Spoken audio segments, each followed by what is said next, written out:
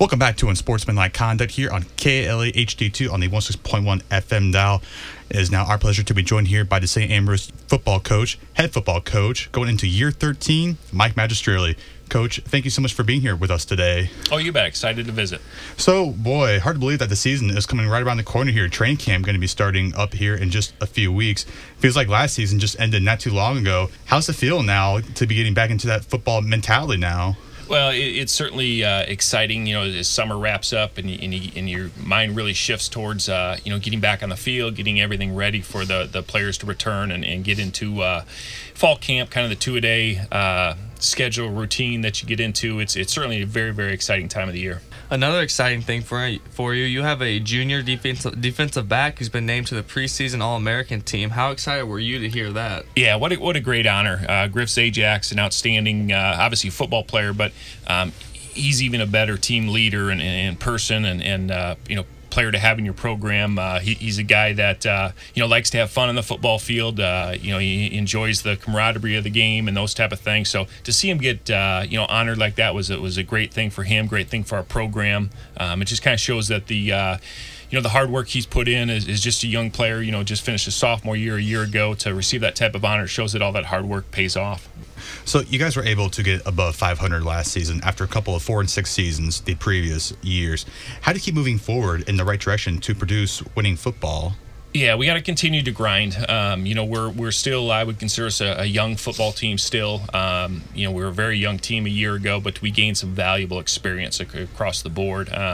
We did graduate some seniors that we're going to have to replace. Obviously, Romani at quarterback and some guys in the offensive line and things like that we're going to have to fill in some voids. But for the most part, we got a great nucleus coming back. Guys that now have played a season under their belt, and it's going to take us continuing to just battle, compete, and improve really every day.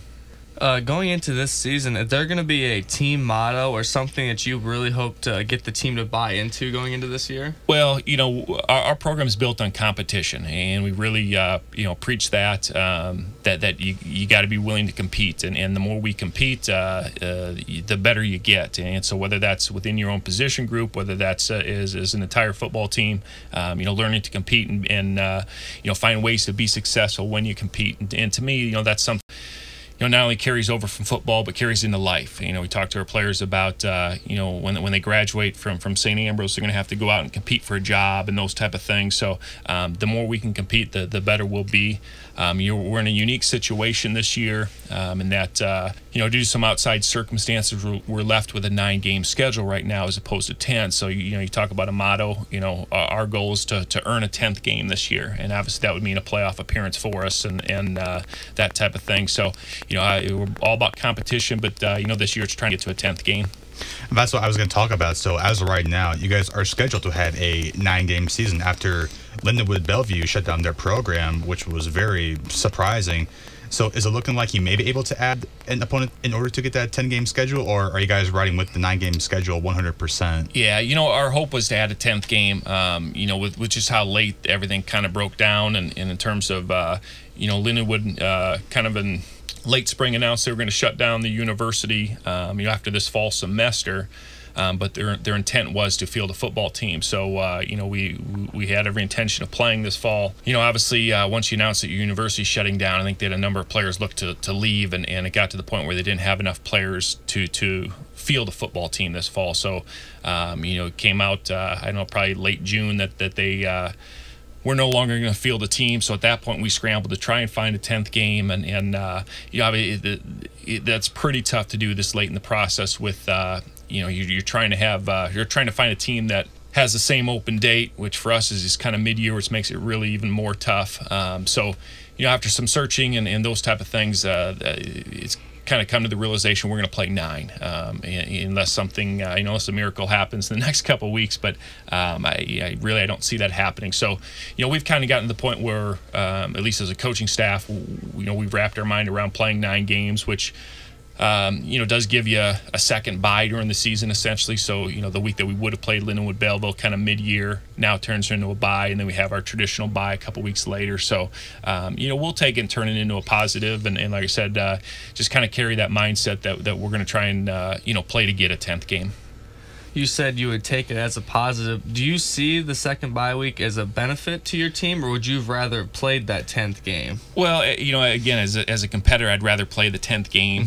To be honest with you, I'd love to play 11 if you can, but obviously I'm not the one running around out there tackling and getting sore and those type of things. So I think 10's ideal with that bye, wherever you can get it in your schedule, because that bye is a great chance to physically get a break, but also mentally, especially when your bye comes in the middle or later half of the season. It's a great time to players and coaches just to take a little bit of a break, regroup, and come back. So to have two of those, there's certainly positives in that. I'd have to believe that we should be as fresh towards the end of this season as we've ever been when you have two buys again, and we'll have a couple buys in about a 4-week span there. So it can certainly work out in our favor, and we'll get a little creative of how we kind of utilize those buys this year, having two of them during the course of the season. We talked about the offense, how some players have gone on now since they graduated, but some key offensive players will be back this year, such as the running backs, Jake Osterberger and Isaiah Hawkins.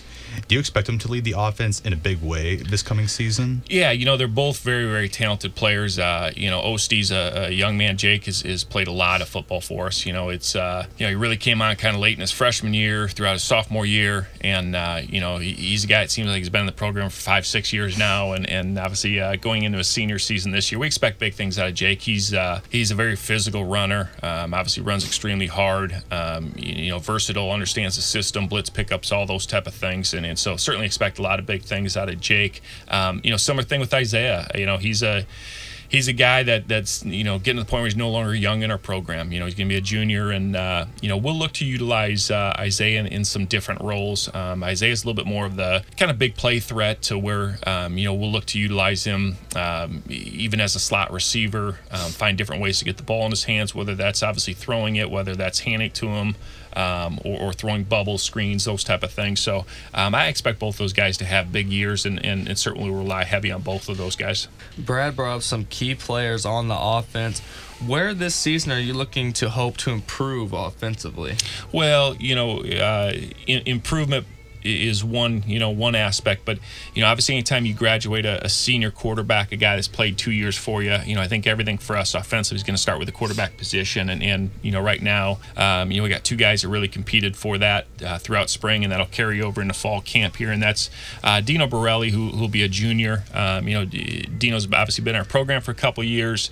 His first year played JV football, and then he got a little bit of varsity action a year ago. Romani was out for a year against Trinity International, and Dino stepped in and played a great football game for us. And I think that was huge for his confidence, and just showing you what he's capable of doing. And then John Beckendorf was a freshman for us last year. Obviously, be a sophomore this year.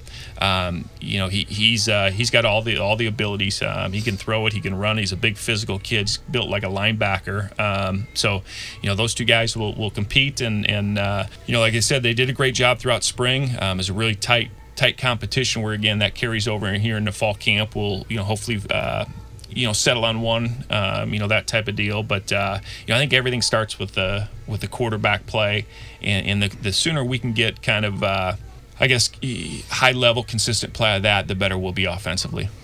Is that the one thing that stresses you as a coach, knowing that you have two really key guys that could lead the offense? So is it always a tough decision when you have to go with one at the end of the day? Yeah, I think it certainly is. Quarterback's just such a unique position, because if you think about it, if the two were running backs or receivers or defensive backs, they both would play. You'd rotate them, you'd spell one with the other, those type of things. That's not traditionally what you do at the quarterback position. We're not entirely opposed to doing some of that. We may have to do find ways to play both guys and have either different packages or certain roles for them. But they both. The nice thing is we feel like we can win with either of them. So that's obviously a real positive. Sometimes you hear the saying, when you have two, you don't have one, and we don't feel that's the case. We feel like we got two good ones, and two young guys are just going to get better and better. But obviously you'd like to ideally kind of settle on the one just for their confidence standpoint, but also the team kind of rally around. It's good to always kind of know your role and what your responsibilities are and those type of things. It's one of those things where, again, quarterback being unique, you want both guys to prepare as if they're the starter each week and those type of things. But realistically, you probably end up settling on one.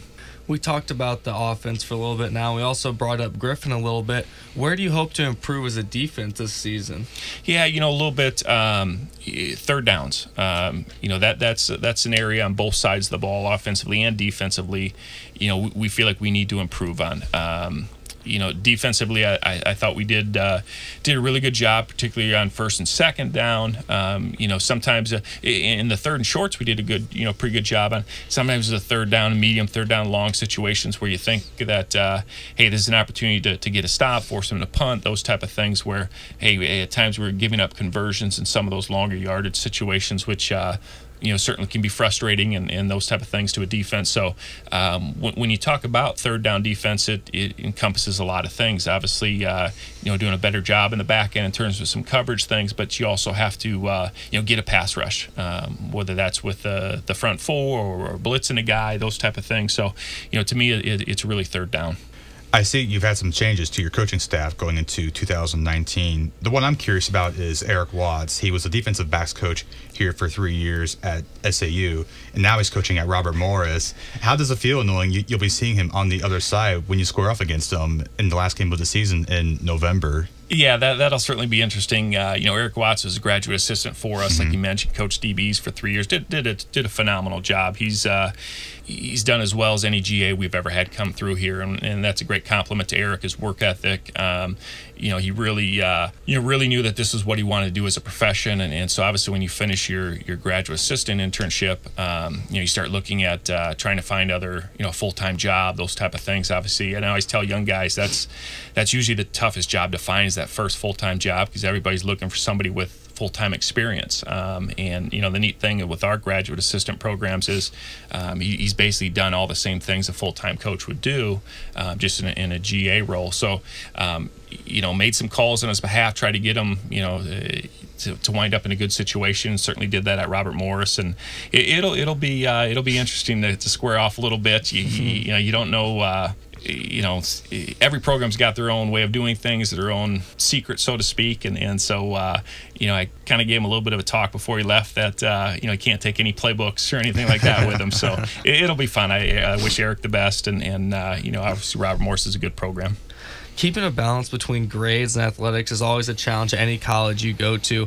What do you tell your players to make sure both ends are held up at a high standard? Well, you know what? I think you ask any of our coaches and any of our players, and they'll tell you that our program's built on an academic first football program, and what I mean by that is our players know that if there's ever a conflict between anything academically related and anything football, there is no conflict. They know that academics will come first, and so you see that every day in our program. We go out to practice in an afternoon, and there'll be a number of guys that'll come late to practice because of class. There'll be a couple guys that'll leave practice early to go eat dinner, to go to a night class. I think that shows the emphasis that academics are going to come first here, and it's not always that way.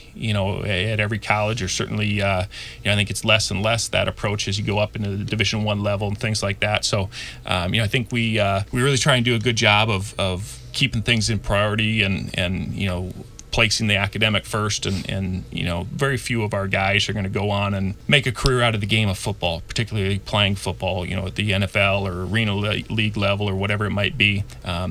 Their careers, their jobs are going to be in the workforce, to where they're going to go out and become teachers or lawyers or whatever it might be, and so we want to make sure that we keep the academics first. Taking a look at the schedule, your first 5 games, 4 of them are on the road. It's kind of like a repeat of last year in a way. How do you kind of keep the team in a mentally ready position, knowing that, because playing on the road can obviously be tough, especially when you're on there for the first month or so. So how do you keep the team focused in a positive way? Yeah, I don't know how it always works out. We seem to be on the road always the first part of the year, and this year's no different. So, certainly have to kind of take that, kind of road warrior mentality. You not only on the road, but you got a couple overnight trips there. Traveling out to Marion and Indianapolis. Same thing with St. Francis of Fort Wayne, Indiana. So some longer trips, some overnight trips. But we always look at that too, though, as an opportunity to kind of bond early in the year. You get a football team where you got some new pieces or new guys, and you get a chance to get out, get away from campus, travel on the road, go eat dinner. A nice restaurant, go stay in a hotel. That type of stuff. To where again, it's a lot of team bonding as well. But the flip side of traveling early in the season is you do have a lot of home games in the second half of the season, and that gets into more our side of the conference play as opposed to early in the season. It's a number of crossover games to where that can certainly be a benefit, or the flip side to playing a number of road games early in the year. You see teams in the NFL, such as the Eagles, when they won the Super Bowl, the team bonding that they had, I think that really brought them together at the end of the season. Do you believe in that and think that's a real possibility for this team? Yeah, no question. Part of it to me is you got to have fun. You have to enjoy what you're doing, and when you like the guys you're doing it with, like the guys that you're around, you have fun together. The work doesn't seem quite so hard, and obviously the game of football requires a lot of work and a lot of time and commitment and those type of things. And I think that's certainly easier again to do when you enjoy what you're doing and who you're doing it with. So we try and do some different things to do different, again, kind of come back to that competition, where do different competitions or things where our guys are having some fun but competing, and our guys like to again have fun and give each other a hard time at times and those type of things. But at the end of the day, they got each other's back, and it's kind of one football team and those type of things, to where I think that camaraderie or that team chemistry is certainly a big piece. You guys have some night games too come later in the year. I know, of course, you have a home game in October against the Trinity International. What's it like having those night games rather than having a 12 o'clock kickoff, where as you can kind of get more rest early in the day on a Saturday? Yeah, it's certainly different. It's something we went a number of years without having a night game. In the last couple of years, had about one a season, and so as always. Football coaches and football players, you're very much used to a routine, and a lot of times that routine is to get up on game day and have a team breakfast in the CAF, and either travel to play up in Chicago, or head down to Brady Street to play, and you play a midday game, and you're back home that evening and off to the next game the next day and things like that. To where when you play a night game, that schedule's certainly different. You wake up in the morning and you're kind of ready to go, but you got to wait around. And to me as a coach, the waiting around's the toughest part, and you just kind of anxious, want to get things underway. But once the game kicks off, whether it's again a 1 o'clock day game or a 7 o'clock night game, the game is the same, obviously, but it is a neat environment to play under the lights, play at night. For a lot of guys, it kind of takes them back to their high school days and those type of things, Friday night, football games. So it's certainly fun. It's something that I like to do maybe once, twice a year. I think we have 3 night games this year, which will be a little different for us, but it's certainly a fun atmosphere. A former player of yours, Kelly Christopher, has been working with TNT for the NBA playoffs and has done other games such as the Super Bowl and much more. How exciting is it for you to see these former athletes succeeding out in the workforce? Yeah, that's what it's all about. Kelly stopped by this summer and came by the the new locker room facility and kind of reminisced and got a chance to visit with him. And it was right during the NBA playoffs, and it was neat to kind of see the success stories and hear what they're doing now. And the fact that he was traveling on his way up to it was the day in between playoff games, and it was the Milwaukee Bucks and Toronto Raptors series, where he had been in Milwaukee. Then came down to Ambrose for the day and was headed to Toronto the next day for the next game. And so it's just kind of neat to see those guys and what they do, what they carry here from St. Ambrose out into their careers, and see them be as successful as Kelly has been. Some very familiar teams come up on the schedule as to last year, such as Missouri Baptist, Marion, St. Francis out in Indiana, and then of course you have your conference teams, all of it, Trinity, Robert Morris, St. Francis, Illinois, all those schools. The teams that you that you lost to last season, how do you kind of try and maybe get back at them this year, knowing that this is a brand new season. Yeah, certainly a lot of familiarity. Everybody on our schedule outside of Siena Heights, we played a year ago, and in Siena we played a couple 3 years ago. So a lot of familiarity, and that certainly makes it challenging. You kind of know some strengths, some weaknesses. With some of those teams, there's a lot more strengths than there are weaknesses. But certainly, you look at both Marion and St. Francis, Indiana, two of the very elite programs in the country at our level, and two teams that when we lined up a year ago, we struggled to compete, and we talked about competition and being able to compete in our program being a big priority. I think we really struggled in those two areas, or in those two occasions, I should say, to where, we kind of look at those two games as something that'll be a big measuring stick in terms of our improvement and where we've gone from last year to this year as a program in just how well we're able to truly compete in those football games. Then obviously you take, St. Xavier, Olivet, two conference opponents that finished 1 and 2 in the league, and that's certainly where we want to be. So for us to we felt like in both those games we had chances, we had opportunities. Obviously weren't able to capitalize or finish the deal to where if we want to accomplish some of the things we want to accomplish and earn that 10th game that we mentioned, we've got to find ways to win those football games as well.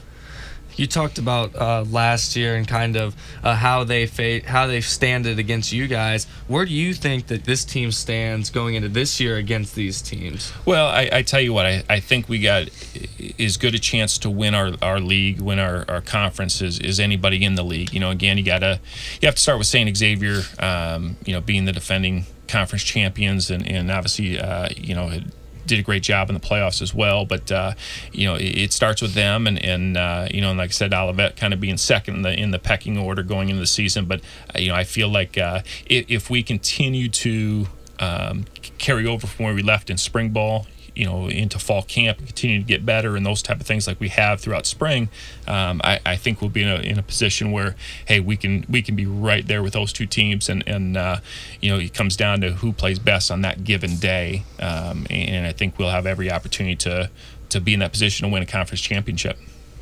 This year, we have a new athletic director in Mike Holmes.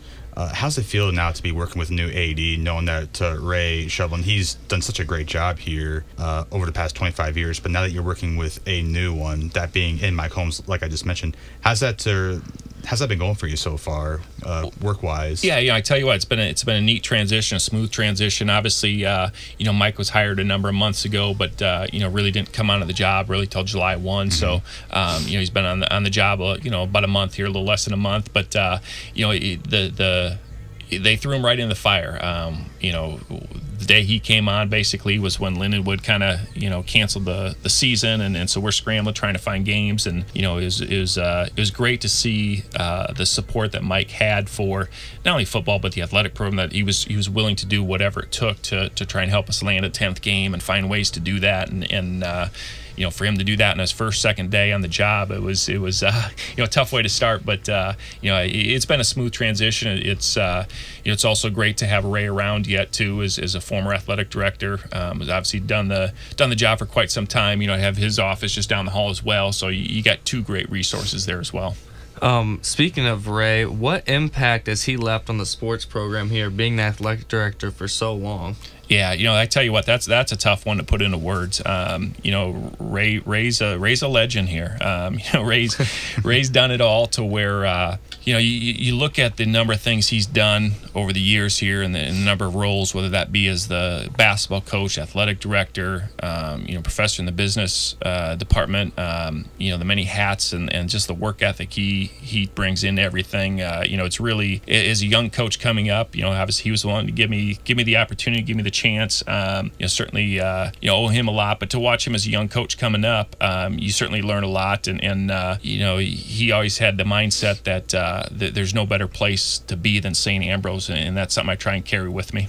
I know this has kind of been talked about, especially last year, but last year you guys got the new facilities over down in St. Vincent. I know we talked about this before, but for our listeners out there that really don't know much about this, it's really just seems a very nice atmosphere there, nice locker rooms, great practice fields. Just kind of tell us what's that all about and stuff, and how it means for the players and coaches as well. Yeah, it's a tremendous facility. Like you mentioned, it's kind of a catch-all in terms of it's a locker room facility. It's coaches' offices. It's meeting room areas. We have all of our equipment stored there. Our laundry facilities are there. And then again, you walk out, 30 steps outside the facility, and you're onto the practice turf practice field. So it's hard to. It's hard to find many faults. I mean, it's a tremendous facility. We're very fortunate to have it. I don't know that many schools at our level can say that they have something quite at that level, and it only continues to get better. We've done some things over this summer in terms of getting some couches for the locker rooms to make it more of a lounge area for the guys, as well as graphics and things up on the walls to where it really feels like it's home. We moved in last year, kind of late July, and it was really an opportunity to just kind of get in and get settled before the season began, to where we've kind of been able to take this off season this summer to again make it feel like home for our guys, and certainly it's a huge asset in recruiting. You bring a family onto campus and walk around campus and see the tremendous dorms we have here and the brand new rec center, and then you take them over to the St. Vincent Center, the St. Vincent complex, and take them through the locker room building and show them the practice fields and those type of things. That's a pretty great recruiting tool. We talked about Kelly Christopher and the success he was having. What's your main goal that you hope to instill in your athletes as they graduate from your program?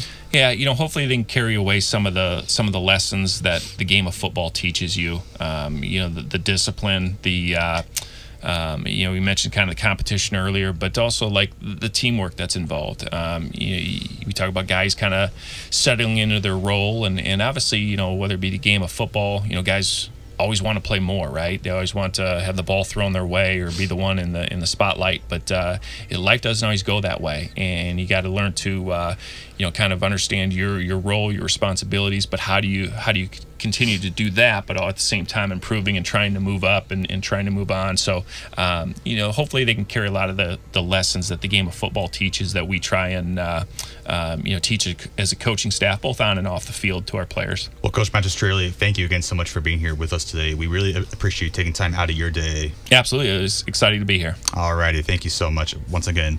We are going to take a quick break here on Unsportsmanlike Conduct. Don't go anywhere. We'll be right back.